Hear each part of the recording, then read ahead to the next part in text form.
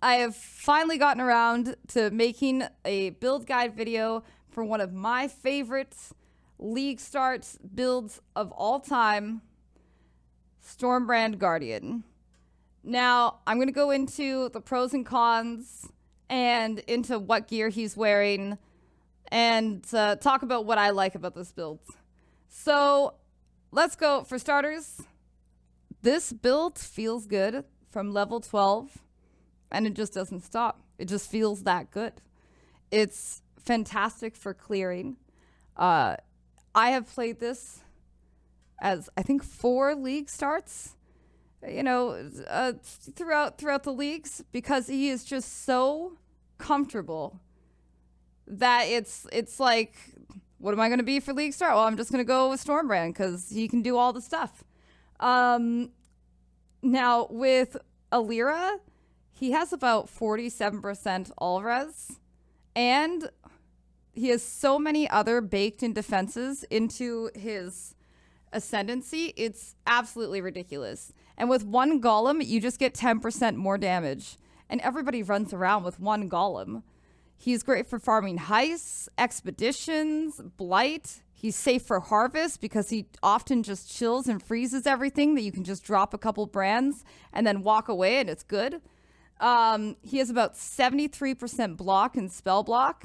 And just to top it all off, he can do damage while moving, which is honestly really nice for a lot of bosses nowadays. He has no issue doing Feared, Maven, etc. It's all because he can do damage while moving, and brands are pretty comfy. You just throw one down, you run. It's pretty good. I hated that. Anyways, the cons. So this is a playstyle thing. Some people don't like this. Personally, I think it's great. He's pretty automated, so he could be feeling kind of click spammy, especially with Swiftbrand. You're basically often casting your brands as much as you are casting a lot of brands. He can clear Maven on a medium budget, but if you want those like Deathless Fears or Ravaged Blights or something, you're going to be going to the high end or God part of the budget, which is about 50x plus, but you get what you pay for. So, there is that. So the clear does feel great, but one unfortunate thing about Stormbrand is on bosses, it kind of feels like tickle damage. It feels more like a dot than a fast, hard-hitting skill. However, it is hitting insanely fast, which is why bosses are getting frozen and chilled all the time. It's just as like, little tickle damage, but you are really safe because you just, again, drop down a brand, you run around, you don't really got to worry about nothing. You can see in the videos, it's very relaxing in this way. I will say I tried to do a flawless Chaiulo in the God tier, and I unfortunately got ruined by 50% elemental resistance as well as 60% life roll on it. Like, I could not do that. So I cannot say it can do the flawless Chaiula because depending on what those roll, you may need a different build for that. It all depends on how those can roll. In this case, I got really, really shattered with a heavy. Maybe if it was just one or the other, like I could do 60% life or the 50. The double was just too much for me. So now I'm going to go into the gear, and we're going to start off right away with the wands. So for this, there's a lot of stats you can get on a wand. So I'm going to tell you the most to less important stats that you want to go for. The number one thing that you're looking for is a +1 to all spell skill gems or a +1 to all lightning skill gems.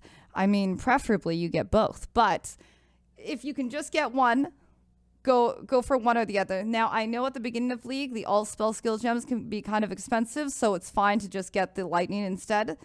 Number 2, cast speed. Now, cast speed is almost as important as number 1 because it can feel as good as having a +1.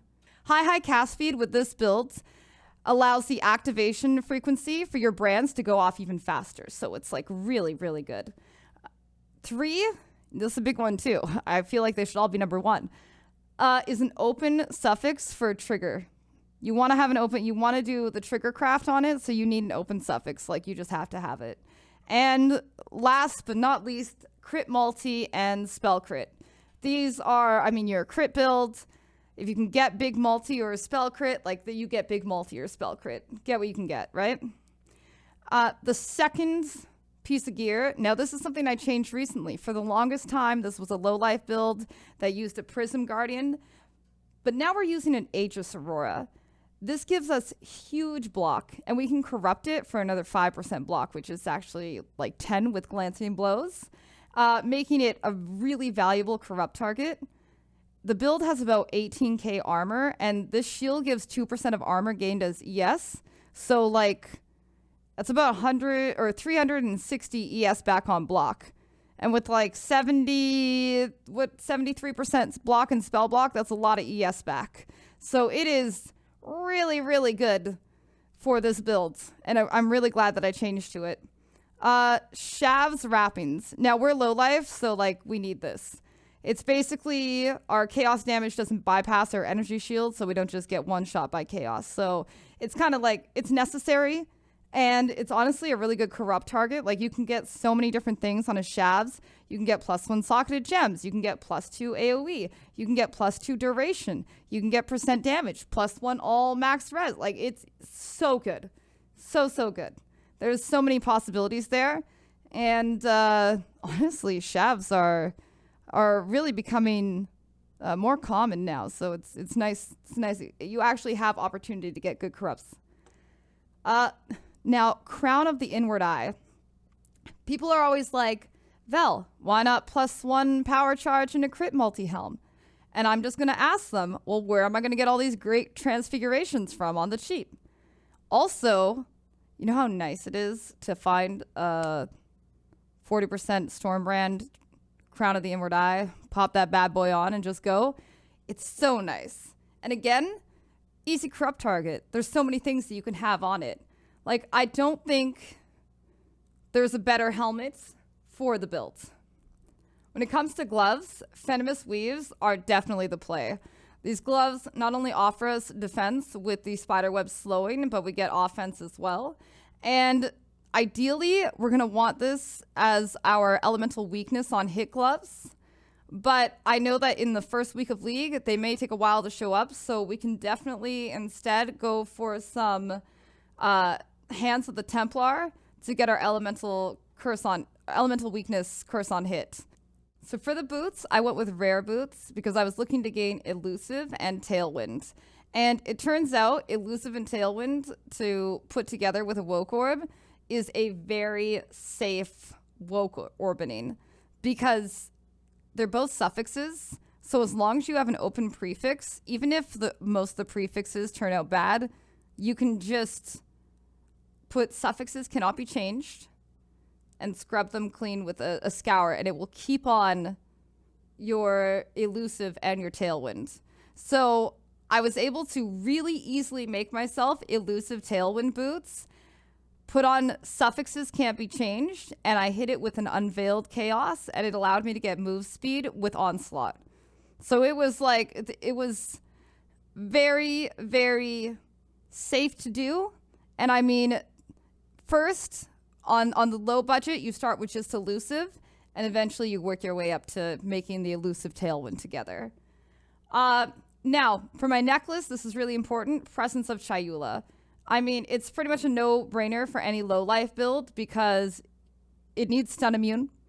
It gives you 60 chaos res right off the bat, which is really huge. And depending on what you want to do, you could either use a res catalyst to get more chaos res, or you can use a defense catalyst to get yourself more ES. So it's got options like that. Now, call the Brotherhoods. These are the things, honestly, I should have mentioned them right at the beginning. It's kind of like the bread and butter of the build. It's what makes your Storm brand a cold brand. It's what makes everything freeze and chill. It's really, really good. All right, I will buy 2 Call the Brotherhoods as like my first purchase because that safety of freeze and chill is too good not to have, especially for early mapping and bossing when everything's a little, dicey because you're trying to get your gear together. The belts. You can use any good life belt at the start, but once you transition to low life, you're going to want to start with a bated breath first. And then later on, you're going to want to make a Crystal Crusader belt with armor, ES, percent ES. And it takes like just one dense fossil. Just keep rolling one dense fossil on a Crystal Crusader belt. Now you could go with a Stygian if you really want. A Crusader Stygian would be the play. But you will lose ES on that. But you do gain a jewel socket, so it's entirely up to you. Now, the clusters. I always say a lot of nows. I hate it. The clusters. For the large cluster, you're going to want Blanketed Snow and Snowstorm. Now, these are only available on large cold clusters. You preferably want these two notables on an 8 passive. It's also a good spot for strength and res roll. Energy from Within. This is a decent corrupt target for corrupting blood, and the more ES you can get, the better. And last but not least, the Thread of Hope. So this is kind of a big one for our defenses. It allows us to grab Divine Shield, which gives us regen based on how much fizz damage we've recently mitigated. And Glancing Blows, which doubles our block but reduces how much is mitigated by blocking. But the Aegis Aurora completely counters that downside. So it's kind of like, it's a really perfect combination. And I just want to say, guys, like, I may league start this in 3.17 because I do love this build. It is very comfortable. I feel genuinely okay with doing all endgame content without worrying about maybe bricking something, because there's just a lot of defenses in this build. There's a lot of safety. And if you guys like this build, definitely comment. If you watch the build guide all the way to the end, let me know how you felt about it. If you're considering playing the build, like and subscribe if you're into all that. No, I hated that.